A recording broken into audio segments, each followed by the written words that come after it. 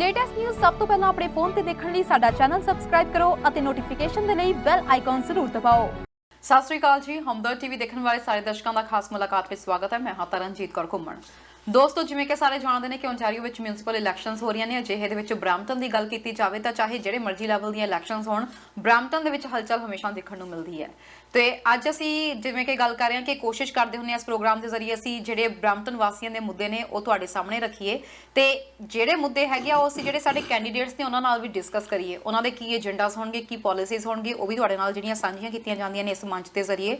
ਸੋ ਅੱਜ ਸਾਡੇ ਨਾਲ ਉਹ ਸ਼ਖਸੀਅਤ ਮੌਜੂਦ ਨੇ ਜੋ ਕਿ ਮੀਡੀਆ ਪਰਸਨੈਲਿਟੀ ਨੇ, ਨਾਲ ਦੀ ਨਾਲ ਭਾਈਚਾਰੇ ਵਿੱਚ ਇੱਕ ਬਹੁਤ ਰਸੂਖਦਾਰ ਸ਼ਖਸੀਅਤ ਵੀ ਨੇ, ਸਮਾਜ ਸੇਵਾ ਦੇ ਕਾਫੀ ਕੰਮਾਂ ਵਿੱਚ ਮੋਹਰੀ ਰਹਿੰਦੇ ਨੇ। ਮੈਂ ਗੱਲ ਕਰ ਰਹੀ ਹਾਂ ਜੀ ਸਾਡੇ ਬ੍ਰੈਂਪਟਨ ਦੇ ਮੇਅਰ ਕੈਂਡੀਡੇਟ ਸਰਦਾਰ ਬੌਬ ਦੁਸਾਂਝ ਦੇ ਨਾਲ। ਸਤਿ ਸ਼੍ਰੀ ਅਕਾਲ ਜੀ। ਹਾਂਜੀ, ਸਭ ਤੋਂ ਪਹਿਲਾਂ ਹਮਦਰਦ ਦੇਖਦੇ ਸਾਰੇ ਮੇਰੇ ਦਰਸ਼ਕਾਂ ਨੂੰ ਸਤਿ ਸ਼੍ਰੀ ਅਕਾਲ, ਨਮਸਕਾਰ ਤੇ ਆਦਾਬ ਜੀ। ਕੀ ਹਾਲ ਚਾਲ ਨੇ? ਬਹੁਤ ਵਧੀਆ, ਠੀਕ ਠਾਕ। ਕਿਵੇਂ ਚੱਲ ਰਹੀ ਕੈਂਪੇਨਿੰਗ? ਕੈਂਪੇਨ ਬਹੁਤ ਵਧੀਆ, ਜਿੱਥੇ ਵੀ ਜਾਂਦਾ ਇਹਨਾਂ ਭਰਮਾ ਹੰਗਾਰਾ ਮਿਲਦਾ ਤੇ ਬ੍ਰੈਂਪਟਨ ਦੇ ਲੋਕ ਜਿਹੜੇ ਨੇ ਅੱਕੇ ਪਏ ਨੇ। ਦੇ ਵਾਂਟ ਚੇਂਜ ਨਾਓ। ਜਿਵੇਂ ਤੁਸੀਂ ਕਿਹਾ ਕਿ ਅੱਕੇ ਪਏ ਨੇ, ਮੈਂ ਤੁਹਾਨੂੰ ਪ੍ਰੋਗਰਾਮ ਦੀ ਸ਼ੁਰੂਆਤ ਤੋਂ ਪਹਿਲਾਂ ਵੀ ਇਹੀ ਗੱਲ ਪੁੱਛਣ ਲੱਗੀ ਸੀ ਕਿ ਆਲਰੇਡੀ ਇੱਕ ਅਜਿਹਾ ਸ਼ਹਿਰ ਬਣ ਚੁੱਕਿਆ ਬ੍ਰੈਂਪਟਨ ਜਿਹਨੂੰ ਕਿ ਇੱਕ ਦੁਬਾਰਾ ਸਾਂਚੇ ਵਿੱਚ ਪਾ ਕੇ ਉਹਨੂੰ ਇੱਕ ਵਧੀਆ ਵੇ ਨਾਲ ਦੁਬਾਰਾ ਬਣਾਉਣ ਦੀ ਲੋੜ ਹੈਗੀ ਆ, ਕਿਉਂਕਿ ਇਸ ਸ਼ਹਿਰ ਦੇ ਬਹੁਤ ਸਾਰੇ ਮੁੱਦੇ ਨੇ। ਇਨਫੈਕਟ ਕਿ ਇਹਨਾਂ ਮੁੱਦਿਆਂ ਨੂੰ ਸੌਰਟ ਆਊਟ ਕਰਨ ਵਾਲੀ ਸਿਟੀ ਕਾਉਂਸਲ ਵੀ ਇਸ ਵਕਤ ਕਿਵੇਂ ਦੁਫਾੜ ਹੋ ਚੁੱਕੀ ਹੈ। ਅਜਿਹੇ ਸ਼ਹਿਰ ਦੀ ਜ਼ਿੰਮੇਵਾਰੀ ਲੈਣ ਬਾਰੇ ਕਿਉਂ ਸੋਚ ਰਹੇ ਹੋ? ਦੇਖੋ, ਮੈਂ ਫਾਈਨੈਂਸ਼ੀਅਲੀ ਦੇਖਾਂ, ਮੇਰੀ ਫੈਮਿਲੀ ਦੇਖਾਂ, ਬੱਚੇ ਸਾਰੇ ਸੈੱਟ ਰਹੇ, ਆਈ ਡੋਨਟ ਨੀਡ ਐਨੀਥਿੰਗ।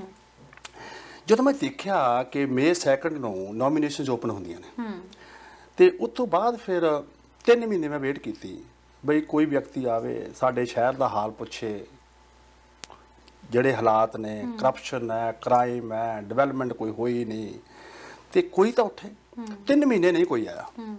ਫਿਰ ਅਗਸਤ 4 ਨੂੰ ਅਸੀਂ ਆਪਣੀ ਫੈਮਿਲੀ ਨਾਲ, ਮੈਂ ਤੇ ਯਾਰਾਂ ਦੋਸਤਾਂ ਨਾਲ, ਆਪਣੇ ਜਿਹੜੇ ਸਰਕਲ 'ਚ ਮੇਰੇ ਲੋਕ ਨੇ ਉਹਨਾਂ ਨਾਲ ਗੱਲਬਾਤ ਕੀਤੀ ਤੇ ਉਹ ਕਹਿੰਦੇ ਵੀ ਹੋਰ ਕਿਸੇ ਨੇ ਕੀ ਜਾਣਾ, why no you come there, I know stuff, but ਜੇ ਮੈਂ ਨਹੀਂ ਆਉਂਦਾ ਕਿਸੇ ਹੋਰ ਨੂੰ ਤਾਂ ਆਉਣਾ ਪਏਗਾ ਮੂਹਰੇ। 4 ਅਗਸਤ ਨੂੰ ਫਿਰ ਮੈਂ ਆਪਣੇ ਪੇਪਰ ਫਾਈਲ ਕਰਤੇ। ਉਦੋਂ ਆਪਣੀ ਕਮਿਊਨਿਟੀ ਦੇ ਵਿੱਚੋਂ ਕੋਈ ਨਹੀਂ ਸੀ। ਤਾਂ ਜਦੋਂ ਵੀ ਦੇਖਿਆ ਵੀ ਜਿਹੜੇ ਹਾਲਾਤ ਨੇ, ਜਦੋਂ ਵਾੜੀ ਖੇਤ ਨੂੰ ਖਾਈ ਜਾਂਦੀ ਹੈ, ਹੁਣ ਪਿੰਡ ਦੀ ਕੋਈ ਪੰਚਾਇਤ ਹੋਵੇ, ਉਹੀ ਸਾਰਾ ਕੁਝ ਉੱਥੇ ਕੰਮ ਖਰਾਬ ਹੋਇਆ, ਫਿਰ ਪਿੰਡ ਵਸਦਾ ਨਹੀਂ, ਆਸ ਵਿੱਚ ਲੜਾਈ ਝਗੜੇ, ਬੁਰੇ ਹਾਲ ਹੈ, ਕੌਂਸਲ ਡਿਵਾਈਡ ਹੋਈ ਹੈ। ਤੇ ਉਹ ਸਾਰਾ ਕੁਝ ਦੇਖਦੇ ਹੋਏ ਨਾ ਮੈਂ ਕਿਹਾ ਬਈ I can do it, I can bring change. ਕਿਉਂਕਿ ਓਨੈਸਟ ਵਿਅਕਤੀ ਚਾਹੀਦਾ, ਜਿਹੜਾ ਕਿ ਅਸੀਂ ਪਹਿਲਾਂ ਆਲਰੇਡੀ ਦੇਖ ਚੁੱਕੇ, ਜਿਨ੍ਹਾਂ ਨੇ ਆਲਰੇਡੀ ਪਿਛਲੇ 4 ਸਾਲ 'ਚ ਕੁਝ ਨਹੀਂ ਕੀਤਾ ਤੇ ਅਸੀਂ ਉਹਨਾਂ ਲੋਕਾਂ ਨੂੰ ਦੁਬਾਰਾ ਮੌਕਾ ਦੇਵਾਂਗੇ, ਉਹ ਫਿਰ ਸਾਡੀ ਗਲਤੀ ਹੈ। ਤਾਂ ਇਸ ਕਰਕੇ ਫਿਰ ਮੈਂ ਕਿਹਾ ਬਈ ਬੌਬ ਸਿੰਘ ਉੱਠ ਬਈ ਕਮਿਊਨਿਟੀ ਦਾ ਇੰਨਾ ਭਰਮਾ ਹੰਗਾਰਾ ਨਾਲ ਹੈ। ਤੇ ਕਿਉਂਕਿ ਬ੍ਰੈਂਪਟਨ ਜਿਹੜਾ ਨਾ ਉਹ ਬ੍ਰੈਂਪਟੋਨੀਅਨ ਦਾ ਸਾਡਾ ਆਪਣਾ ਸ਼ਹਿਰ ਹੈ, ਦੂਸਰੇ ਲੋਕ ਉਹਨੂੰ ਸੰਭਾਲ ਕੇ ਬੈਠੇ ਨੇ ਤੇ ਅਸੀਂ ਕਿਉਂ ਨਹੀਂ ਆਪਣੇ ਸ਼ਹਿਰ ਨੂੰ ਆਪ ਸੰਭਾਲ ਸਕਦੇ? ਅਸੀਂ 1.3 ਬਿਲੀਅਨ ਪ੍ਰਾਪਰਟੀ ਟੈਕਸ ਪੇ ਕਰਦੇ ਹਾਂ, ਉਹਨੂੰ ਮਿਸਯੂਜ਼ ਕੀਤਾ ਜਾ ਰਿਹਾ। ਅਸੀਂ ਸਾਰਾ ਕੁਝ ਦੇਖ ਰਹੇ ਹਾਂ ਤੇ ਫਿਰ ਦੇਖਦੇ ਹੋਏ ਸਾਰਾ ਕੁਝ ਕਿਉਂ ਨਹੀਂ ਕਰ ਸਕਦੇ? ਜੇ ਪਿਛਲੇ ਮਿਸਟਰ ਬਰਾਊਨ ਦੇ 4 ਸਾਲ ਦੇ ਕਾਰਜਕਾਲ ਦੇ ਬਾਰੇ ਵਿੱਚ ਪੁੱਛਾਂ, ਤੁਸੀਂ ਕਿੰਨੇ ਕੁ ਸੈਟੀਸਫਾਈ ਨਜ਼ਰ ਆਉਂਦੇ ਹੋ? ਕਿਉਂਕਿ ਪਿਛਲੇ ਵਿੱਚ ਦੇ ਕੁਝ ਸਮਾਂ ਜਿਹੜਾ ਪੈਂਡੈਮਿਕ ਦੇ ਵਿੱਚ ਵੀ ਰਿਹਾ, ਸੋ ਉਹਨਾਂ ਦੇ ਕੰਮਕਾਰ ਤੋਂ ਜਾਂ ਉਹਨਾਂ ਦੇ ਪ੍ਰੋਜੈਕਟਸ ਤੋਂ, ਉਹਨਾਂ ਦੇ ਟੈਨਿਓਰ ਤੋਂ ਕਿੰਨੇ ਕੁ ਸੈਟੀਸਫਾਈ ਹੋ ਤੁਸੀਂ? ਦੇਖੋ, ਜੇ ਮੈਂ ਸੈਟੀਸਫਾਈ ਹੁੰਦਾ ਫਿਰ ਮੈਂ ਇਲੈਕਸ਼ਨ ਦਾਨ ਦੀ ਮੈਨੂੰ ਲੋੜ ਹੀ ਨਹੀਂ ਸੀ। ਆਮ ਨਾਟ ਸੈਟੀਸਫਾਈ। ਉਹਦਾ ਕਾਰਨ ਕੀ ਹੈ ਕਿ ਦੇਖੋ, ਬ੍ਰੈਂਪਟਨ ਨੂੰ ਰੋਂਗ ਡਾਇਰੈਕਸ਼ਨ ਵੱਲ ਭੇਜ ਦਿੱਤਾ। ਪਹਿਲਾਂ ਤਾਂ ਜਿਹੜੀ ਕੌਂਸਲ ਆਪਸ ਵਿੱਚ ਡਿਵਾਈਡ ਹੋਈ ਹੈ ਉਹ ਸਾਰਿਆਂ ਦੇ ਸਾਹਮਣੇ ਆ। ਸਿਟੀ ਦਾ ਪੈਸਾ ਮਿਸਯੂਜ਼ ਹੋ ਰਿਹਾ, ਉਹ ਵੀ ਸਾਰਿਆਂ ਦੇ ਸਾਹਮਣੇ, ਅੱਗੇ ਜਾ ਕੇ ਆਪਾਂ ਗੱਲ ਕਰਾਂਗੇ। ਤੇ ਫਿਰ ਬ੍ਰੈਂਪਟਨ ਨੂੰ ਇੱਕ ਕ੍ਰਾਈਮ ਸਿਟੀ ਬਣ ਗਿਆ। ਉਹਦੇ ਤੇ ਕਿਤੇ ਨਾ ਕਿਤੇ ਕੋਈ ਗੱਲ ਕਰਨੀ ਚਾਹੀਦੀ ਹੈ ਨਾ। ਲੈਟਸ ਸੇ ਆਪਣੇ ਘਰ 'ਚ ਕੁਝ ਹੋਵੇ ਤਾਂ ਆਪਾਂ ਗੱਲ ਕਰਦੇ ਹਾਂ ਬਈ ਯਾਰ ਇਹਨੂੰ ਠੀਕ ਕਿੱਦਾਂ, how we gonna fix the problem, and he not even try to fix the problem. Crime police ਦੇ ਨਾਲ ਓਪਨ ਲੋਕਾਂ ਦੇ ਨਾਲ ਬੈਠ ਕੇ ਕੱਟ ਕੀਤਾ ਜਾਣਾ ਚਾਹੀਦਾ। ਸਾਡੇ ਸ਼ਹਿਰ ਦਾ ਬਣ ਕੀ ਰਿਹਾ? ਫਿਰ 51 ਮੈਰੀਜੁਆਨਾ ਲਾਇਸੈਂਸ ਬ੍ਰੈਂਪਟਨ 'ਚ ਮਿਲੇ ਨੇ। ਹੁਣ ਲੋਕ ਕਹਿੰਦੇ ਨੇ ਜੀ ਉਹ ਤਾਂ ਫੈਡਰਲ ਸਰਕਾਰ ਨੇ 2015 ਦੇ ਵਿੱਚ ਪਾਸ ਕਰਤਾ ਸੀਗਾ ਤਾਂ ਕਰਕੇ ਖੁੱਲੇ ਨੇ। ਤੇ why not in Mississauga, why not in Vaughan, why in Brampton? Brampton ਦੀ ਕੌਂਸਲ ਨੇ ਉਹ ਪਾਸ ਕੀਤਾ ਕਿ ਬ੍ਰੈਂਪਟਨ ਦੇ ਵਿੱਚ ਮੈਰੀਜੁਆਨਾ ਦੇ ਸਟੋਰ ਖੁੱਲ੍ਹਣੇ ਚਾਹੀਦੇ। 30 ਸਟੋਰਸ ਓਪਨ ਆਲਰੇਡੀ, 20 ਦੇ ਲਾਗੇ ਹੋਰ ਓਪਨ ਲਾਈਨ ਆਪਣੇ, ਕਿ ਉਹਨਾਂ ਨੂੰ ਕੋਈ ਜਗ੍ਹਾ ਨਹੀਂ ਮਿਲਦੀ। ਤੇ ਡਰੱਗ ਤੇ ਕ੍ਰਾਈਮ ਟੁਗੈਦਰ ਨੇ। ਤੁਸੀਂ ਜਿਵੇਂ ਬ੍ਰੈਂਪਟਨ ਕੌਂਸਲ ਦੀ ਗੱਲ ਕੀਤੀ ਆ, ਇਹ ਉਹੀ ਕੌਂਸਲ ਆ ਜਿਨ੍ਹਾਂ ਨੇ ਯੂਨੀਵਰਸਿਟੀ ਦਾ ਮੁੱਦਾ ਵੀ ਵਾਪਸ ਭੇਜ ਦਿੱਤਾ ਸੀ। ਮਿਲ ਰਹੀ ਯੂਨੀਵਰਸਿਟੀ ਨੂੰ 5 ਦੇ ਵਿੱਚੋਂ 6 ਵੋਟਸ ਆਪੋਜ਼ਿਟ ਪਾ ਕੇ ਤੇ ਯੂਨੀਵਰਸਿਟੀ ਵੀ ਵਾਪਸ ਭੇਜੀ ਗਈ। ਹੋਇਆ ਕਿ ਬ੍ਰੈਂਪਟਨ ਨੂੰ ਯੂਨੀਵਰਸਿਟੀ ਚਾਹੀਦੀ ਹੈ ਕਿ ਸਾਡੇ ਬੱਚੇ ਬਾਹਰ ਪੜ੍ਹਨ ਜਾਂਦੇ ਆ। ਇਹ ਮੇਰੇ ਜਿਹੜਾ ਪਲੇਟਫਾਰਮ ਉਹਦੇ ਵਿੱਚ ਵੀ ਹੈ। ਤਾਂ ਤੁਸੀਂ ਇਹ ਦੇਖੋ ਬਈ ਯੂਨੀਵਰਸਿਟੀ ਹਜੇ ਬਣੀ ਨਹੀਂ ਤੇ ਪੈਟਰਿਕ ਬਰਾਊਨ ਨੇ ਆਪਣੇ ਕਿਸੇ ਬੜੀ ਦੀ ਜਿਹੜਾ ਉਹਦਾ ਦੋਸਤ ਹੈ ਉਹਦੇ ਬੇਟੇ ਦੀ ਕੰਸਲਟੈਂਟ ਕੰਪਨੀ ਨੂੰ 6,29,000 ਪਹਿਲਾਂ ਦੇਤਾ। ਉਹਦਾ ਇਨਵੈਸਟੀਗੇਸ਼ਨ ਚੱਲਦਾ। ਹੁਣ ਕੌਂਸਲ ਨੇ ਇਨਵੈਸਟੀਗੇਸ਼ਨ ਚੱਲਣ ਦੇ ਕਰਕੇ ਉਹ ਪ੍ਰੋਬਲਮ ਆ ਸਕਦੀ ਸੀ, ਤਾਂ ਉਹ ਕੌਂਸਲ ਨੇ ਵੋਟ ਪ੍ਰੋਪਰ ਤਰੀਕੇ ਨਾਲ ਨਹੀਂ ਕੀਤੀ। ਕੁਝ ਕੌਂਸਲ ਜਿਹੜੇ ਸੀ ਉਹ 'ਚ ਹਾਜ਼ਰ ਨਹੀਂ ਹੋਏ, ਤਾਂ 6,29,000 ਦੀ ਜਿਹੜੀ ਇਨਵੈਸਟੀਗੇਸ਼ਨ ਚੱਲਦੀ ਸੀ ਉਹ ਰੋਕ ਦਿੱਤੀ ਗਈ। ਹੁਣ ਯੂਨੀਵਰਸਿਟੀ ਹਜੇ ਆਉਣ ਦਾ ਨਾਂ ਨਹੀਂ, ਪੈਸੇ ਤੁਸੀਂ ਪਹਿਲਾਂ ਹੀ ਖਾਣ ਲੱਗ ਪਏ ਹੋ, ਤੇ ਉਹ ਵੀ ਤਾਂ ਗਲਤ ਹੈ ਨਾ। ਉਹ ਜੇ ਸਿਟੀ ਨੇ ਆ ਕੇ ਕੌਂਸਲ ਨੇ ਮੀਟਿੰਗ ਵਿੱਚ ਵੋਟਿੰਗ ਨਹੀਂ ਕੀਤੀ, ਇਸੇ ਕਰਕੇ ਬਚ ਗਿਆ ਨਾ ਉਹ। ਤੇ ਉਹ ਜੇ ਮਿਸਯੂਜ ਪੈਸਾ ਹੋਇਆ ਉਹਦੇ ਤੇ ਸਿਟੀ ਕੌਂਸਲ ਨੂੰ ਆਵਾਜ਼ ਉਠਾਉਣੀ ਚਾਹੀਦੀ ਹੈ। ਜਦੋਂ ਤੁਸੀਂ ਸਿਟੀ ਦੇ ਵਿੱਚ ਬੈਠੇ ਹੋ, ਲੈਟਸ ਸੇ ਤੁਸੀਂ ਸਿਟੀ ਦੇ ਵਿੱਚ ਬੈਠੇ ਹੋ, ਤੁਸੀਂ ਕੋਈ ਗੱਲ ਨਹੀਂ ਕਰਦੇ ਜੋ ਗਲਤ ਹੋ ਰਿਹਾ, ਤੇ ਫਿਰ ਤੁਸੀਂ ਬਾਹਰ ਆ ਕੇ ਰੌਲਾ ਪਾਓ ਵੀ ਹੁਣ ਜੀ ਸਿਟੀ ਦੇ ਵਿੱਚ ਤਾਂ ਆਹ ਕੁਛ ਹੁੰਦਾ, ਆਹ ਕੁਛ ਹੁੰਦਾ। Why not you talk when you inside? ਜੇ ਤੁਸੀਂ ਇਨਸਾਈਡ ਦੀ ਗੱਲ ਕਰਦੇ ਹੋ ਤਾਂ ਦੂਜੀ ਮੇਅਰ ਕੈਂਡੀਡੇਟ ਆ, ਉਹ ਤਾਂ ਇਨਸਾਈਡ ਉਹਨਾਂ ਨੂੰ ਸਾਰਾ ਕੁਝ ਪਤਾ ਸੀਗਾ ਤੇ ਉਹਨਾਂ ਨੇ ਇਸ ਮੁੱਦੇ ਨੂੰ ਚੁੱਕਿਆ ਵੀ ਹੈ। ਸੋ ਉਹਨਾਂ ਦੇ ਮੁੱਦੇ ਨੂੰ ਤੁਸੀਂ ਕਿੱਦਾਂ ਦੇਖਦੇ ਹੋ ਕਿ ਜਦੋਂ ਕਰਪਸ਼ਨ ਦੀ ਗੱਲ ਆਉਂਦੀ ਆ ਤੇ ਉਹਨਾਂ ਦਾ ਕਹਿਣਾ, ਜਦੋਂ ਉਹਨਾਂ ਨਾਲ ਇੰਟਰਵਿਊ ਹੋਈ ਤਾਂ ਉਹਨਾਂ ਨੇ ਕਿਹਾ ਕਿ ਸਭ ਤੋਂ ਪਹਿਲਾਂ ਮੈਂ ਆਵਾਜ਼ ਬੁਲੰਦ ਕੀਤੀ ਸੀ ਕਰਪਸ਼ਨ ਦੇ ਬਾਰੇ ਵਿੱਚ, ਮੈਂ ਇਸ ਕੇਸ ਨੂੰ ਅੱਗੇ ਤੱਕ ਲੈ ਕੇ ਗਈ ਆ। ਤੇ ਉਸ ਤੋਂ ਬਾਅਦ ਹਾਲਾਂਕਿ ਮਿਸਟਰ ਬਰਾਊਨ ਦੀ ਸਟੇਟਮੈਂਟ ਇਹ ਸਾਹਮਣੇ ਆਈ ਸੀਗੀ ਕਿ ਉਹਨਾਂ ਨੂੰ ਕਲੀਨ ਚਿੱਟ ਮਿਲ ਗਈ ਹੈ ਇਸ ਮਾਮਲੇ ਦੇ ਵਿੱਚ ਤੇ ਉਹਨਾਂ ਉੱਤੇ ਫੇਕ ਐਲੀਗੇਸ਼ਨਸ ਲਗਾਏ ਗਏ ਸੀ। ਇਹਦੇ ਬਾਰੇ ਕੀ ਕਹਿਣਾ ਚਾਹੋਗੇ? ਦੇਖੋ, ਜਦੋਂ ਨਿੱਕੀ ਕੌਰ ਨੂੰ ਜੌਬ ਦਿੱਤੀ ਗਈ, ਪਹਿਲਾਂ ਸਵਾਲ ਇਹ ਖੜਾ ਹੁੰਦਾ ਵੀ ਨਿੱਕੀ ਕੌਰ ਨੂੰ ਹੀ ਕਿਉਂ ਜੌਬ ਦਿੱਤੀ ਗਈ? ਕੀ ਐਡਵਰਟਾਈਜ਼ਮੈਂਟ ਕੀਤੀ ਗਈ? ਜਿਹੜਾ ਦੂਸਰੇ ਸ਼ਹਿਰਾਂ ਦਾ ਪ੍ਰੋਸੈਸ ਹੈ ਉਹ ਪਹਿਲਾਂ ਐਡਵਰਟਾਈਜ਼ਮੈਂਟ ਕੀਤੀ ਜਾਂਦੀ ਵੀ ਆਹ ਸਾਡੇ ਜੌਬ ਓਪਨਿੰਗ ਹੈ, ਤਾਂ ਫਿਰ ਉਸ ਤੋਂ ਬਾਅਦ ਕਿੰਨੇ ਲੋਕਾਂ ਨੇ ਅਪਲਾਈ ਕੀਤਾ ਉਹ ਦਿਖਾਉਣਾ ਚਾਹੀਦਾ। ਫਿਰ ਉਹ ਜੌਬ ਨਿੱਕੀ ਕੌਰ ਨੂੰ ਕਿਉਂ ਦਿੱਤੀ ਗਈ? ਨਿੱਕੀ ਕੌਰ ਨੇ ਫਿਰ ਜੌਬ ਛੱਡ ਕੇ ਫਿਰ ਨੋਮੀਨੇਸ਼ਨ ਲੜਨੀ ਚਾਹੀ ਪਿਛਲੇ ਸਾਲ 2019 ਚ ਬ੍ਰੈਂਪਟਨ ਵੈਸਟ ਤੋਂ। ਉਹ ਨੋਮੀਨੇਸ਼ਨ ਦੇ ਵਿੱਚ ਪੈਟਰਿਕ ਬਰਾਊਨ ਨੇ ਨਿੱਕੀ ਕੌਰ ਦਾ ਸਾਥ ਨਹੀਂ ਦਿੱਤਾ। ਕਾਰਨ ਕੀ ਹੋ ਸਕਦੇ ਨੇ ਉਹਦੇ ਬਾਰੇ ਮੈਨੂੰ ਨਹੀਂ ਪਤਾ।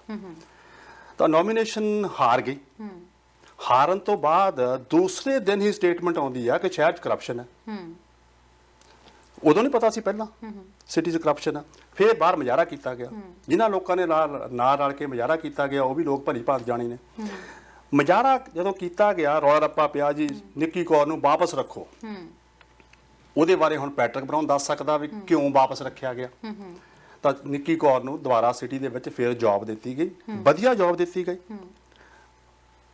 ਡਾਇਰੈਕਟਰ ਆਫ ਪਲੈਨਿੰਗ ਆਫਿਸਰ ਦੀ, ਜਿਹੜੀ ਕਿ ਪਹਿਲਾਂ ਸੈਲਰੀ ਜਦੋਂ 2019 ਚ ਨਿੱਕੀ ਕੌਰ ਨੂੰ ਹਾਇਰ ਕੀਤਾ ਜਾਂਦਾ 160,000, 2020 ਦੇ ਵਿੱਚ 170,000, ਜਦੋਂ ਦੁਬਾਰਾ ਹਾਇਰ ਕੀਤਾ ਗਿਆ 178,000 ਦੀ ਜੌਬ ਦਿੱਤੀ ਗਈ। It's more than mayor. ਠੀਕ ਆ, ਜਦੋਂ ਜੌਬ ਦੁਬਾਰਾ ਦੇ ਦਿੱਤੀ ਗਈ ਉਦੋਂ ਕਰਪਸ਼ਨ ਨਹੀਂ ਹੈ। ਜਦੋਂ ਸਿਟੀ ਤੋਂ ਬਾਹਰ ਆ ਤੁਸੀਂ ਉਦੋਂ ਰੌਲਾ ਪਾਉਂਦੇ ਹੋ ਕਰਪਸ਼ਨ ਦਾ, ਵਾਪਸ ਚਲੇ ਗਏ ਫਿਰ ਕਰਪਸ਼ਨ ਹਟ ਗਈ। ਤਾਂ ਫਿਰ ਉਸ ਟਾਈਮ ਫਿਰ ਰੌਲਾ ਕਿਉਂ ਨਹੀਂ ਪਾਇਆ? ਫਿਰ ਸਿਟੀ ਦੇ ਵਿੱਚ ਜਦੋਂ ਦੁਬਾਰਾ ਜੌਬ ਮਿਲ ਜਾਂਦੀ ਆ, ਨਿੱਕੀ ਕੌਰ ਐਲੀਗੇਸ਼ਨ ਲਾਉਂਦੀ ਆ ਲੋਕਾਂ ਦੇ ਉੱਤੇ ਜਿਹੜੇ ਸਿਟੀ 'ਚ ਕੰਮ ਕਰਦੇ ਨੇ ਅੰਦਰ, ਤੇ ਕੁਝ ਜਿਹੜੇ ਨੇ ਸਿਟੀ ਕੌਂਸਲਰ ਉਹਨਾਂ ਤੇ ਐਲੀਗੇਸ਼ਨ ਲਾਇਆ ਕਿ ਮੇਰੇ ਨਾਲ ਮਾੜਾ ਬਿਹੇਵ ਕਰਦੇ ਨੇ, ਤਾਂ ਮੈਨੂੰ ਤੰਗ ਕਰਦੇ ਨੇ, ਬੁਲਿੰਗ ਕਰਦੇ ਨੇ। ਚਲੋ ਜੀ, ਪੁਲਿਸ ਨੇ ਕੇਸ ਦਰਜ ਕਰ ਲਿਆ, ਪ੍ਰਾਈਵੇਟ ਕੰਪਨੀ ਹਾਇਰ ਕੀਤੀ ਗਈ। $1 ਮਿਲੀਅਨ ਸਾਡਾ ਤੇ ਤੁਹਾਡਾ ਟੈਕਸ ਪੇਅਰ ਦਾ ਉਸ ਇਨਵੈਸਟੀਗੇਸ਼ਨ ਤੇ ਲੱਗਾ। ਜਦੋਂ ਪੁਲਿਸ ਨੇ ਕਿਹਾ ਵੀ ਫੋਨ ਲੈ ਕੇ ਆਓ ਜਿੱਥੇ ਤੁਹਾਡੇ ਪ੍ਰੂਫ ਨੇ ਸਾਰੇ, ਉਦੋਂ ਕਹਿਤਾ ਮੇਰਾ ਫੋਨ ਪਾਣੀ ਨਾਲ ਡੈਮੇਜ ਹੋ ਗਿਆ, ਮੇਰੇ ਕੋਲ ਕੋਈ ਪ੍ਰੂਫ ਨਹੀਂ ਹੈ। ਫਿਰ ਲੋਕਾਂ ਦਾ $1 ਮਿਲੀਅਨ ਉਹਨਾਂ ਗੱਲਾਂ ਤੇ, ਇੱਕ ਦੂਜੇ ਦੀ ਗੱਲ ਕਹੀ ਹੋਏ, ਤੂੰ ਮੈਨੂੰ ਮਾੜਾ ਕਹਿਤਾ, ਆਹ ਕਹਿਤਾ, ਫਿਰ ਅਸੀਂ ਕਿੱਥੋਂ ਕਹਿ ਸਕਦੇ ਹਾਂ? ਤੁਹਾਡਾ ਕਿਤੇ $20 ਵੀ ਅੱਗੇ ਪਿੱਛੇ ਹੋ ਜਾਣਾ ਆਪਣੇ ਕਿਤੇ ਬਟੂਏ ਦੇ ਵਿੱਚੋਂ। ਜਦੋਂ ਆਪਾਂ ਕਿਤੇ ਗਰੋਸਰੀ ਕਰਨ ਜਾਂਦੇ ਹਾਂ, ਅਸੀਂ ਕਾਰ ਵਾਪਸ ਲੈ ਕੇ ਜਾਂਦੇ ਹਾਂ ਕਿ ਮੇਰੇ ਉੱਥੇ ਪੈਸੇ ਰਹਿ ਗਏ, ਸਾਡਾ ਤਾਂ $1 ਮਿਲੀਅਨ ਵੇਸਟ ਕਰ ਦਿੱਤਾ ਟੈਕਸ ਪੇਅਰ ਦਾ। ਤੇ ਫਿਰ ਅਸੀਂ ਕਿੱਥੋਂ ਸਹੀ ਕਹਿ ਸਕਦੇ? ਜੇ ਦੁਬਾਰਾ ਜੌਬ ਤੇ ਰੱਖਿਆ ਤਾਂ ਕਿਉਂ ਰੱਖਿਆ? ਜਦੋਂ ਇਨਵੈਸਟੀਗੇਸ਼ਨ ਦੇ ਪੁਲਿਸ ਨੇ ਕਿਹਾ ਪ੍ਰੂਫ ਚਾਹੀਦੇ, ਉਦੋਂ ਪ੍ਰੂਫ ਨਹੀਂ ਹੈਗੇ। ਸੋ ਅਸੀਂ ਫਿਰ ਜਿਹੜੇ ਸਿਟੀ ਦੇ ਵਿੱਚ ਸਾਰਾ ਕੁਝ ਹੋ ਰਿਹਾ ਸੀ ਉਹ ਭਲੀ ਭਾਂਤ ਜਾਣੀ ਨੇ ਪਹਿਲਾਂ ਇਨਸਾਈਡਰ। ਤੁਸੀਂ ਜਿਵੇਂ ਗੱਲ ਕੀਤੀ ਹੈ ਕਿ ਉਹਨਾਂ ਨੇ ਜਦੋਂ ਜੌਬ ਮਿਲੀ ਉਸ ਦੌਰਾਨ ਉਹਨਾਂ ਨੇ ਆਪਣੀ ਆਵਾਜ਼ ਬੰਦ ਰੱਖੀ, ਉਸ ਵੇਲੇ ਉਹਨਾਂ ਨੇ ਦੁਬਾਰਾ ਆਵਾਜ਼ ਕਿਉਂ ਨਹੀਂ ਚੁੱਕੀ? ਤਾਂ ਉਹਨਾਂ ਨੂੰ ਜਦੋਂ ਇਹ ਸਵਾਲ ਕੀਤਾ ਗਿਆ ਸੀ ਤਾਂ ਉਹਨਾਂ ਦਾ ਇਹ ਕਹਿਣਾ ਸੀਗਾ ਕਿ ਉਸ ਦੌਰਾਨ ਜਾਂਚ ਚੱਲ ਰਹੀ ਸੀ ਤੇ ਅਸੀਂ ਅਲਾਉ ਨਹੀਂ ਹੁੰਦੇ ਕਿ ਜਾਂਚ ਦੇ ਦੌਰਾਨ ਇਸ ਚੀਜ਼ ਦੇ ਉੱਤੇ ਦੁਬਾਰਾ ਸਟੇਟਮੈਂਟ ਦਿੱਤੀ ਜਾਵੇ। ਜੀ ਨਹੀਂ, ਉਹ ਦੇਖੋ ਮੈਂ ਮੰਨਦਾ, ਜੋ ਤੁਹਾਨੂੰ ਪਤਾ ਕਰਪਸ਼ਨ ਹੁੰਦੀ ਆ, ਤੁਸੀਂ ਸਟੇਟਮੈਂਟ ਦੇ ਦਿੱਤੀ, ਜੌਬ ਤੇ ਵਾਪਸ ਜਾਣ ਦੀ ਕੀ ਲੋੜ ਆ? ਵੈਸੇ ਜਦੋਂ ਪਤਾ ਆ ਸਿਟੀ ਦੇ ਵਿੱਚ ਸਾਰਾ ਕੁਝ ਹੋ ਰਿਹਾ, you know everything, then you should stay outside. ਤੁਸੀਂ ਫਾਈਟ ਕਰੋ ਉਹਦੇ ਤੇ, ਠੀਕ ਆ। ਦੁਬਾਰਾ ਜੌਬ ਲੈਣ ਲਈ ਤੁਸੀਂ ਸਾਰਾ ਕੁਝ ਕਰਦੇ ਹੋ, ਤੁਹਾਨੂੰ ਜੌਬ ਦਿੱਤੀ ਗਈ ਦੁਬਾਰਾ, ਤੇ ਫਿਰ ਚਲੋ ਜੇ ਬ੍ਰੈਂਪਟਨ ਵੈਸਟ ਤੋਂ ਨਿੱਕੀ ਕੌਰ ਨੋਮੀਨੇਸ਼ਨ ਜਿੱਤ ਜਾਂਦੀ ਮਿਸਾਲ ਦੇ ਤੌਰ ਤੇ, ਫਿਰ ਕਰਪਸ਼ਨ ਨਹੀਂ ਹੈ ਸ਼ਹਿਰ 'ਚ?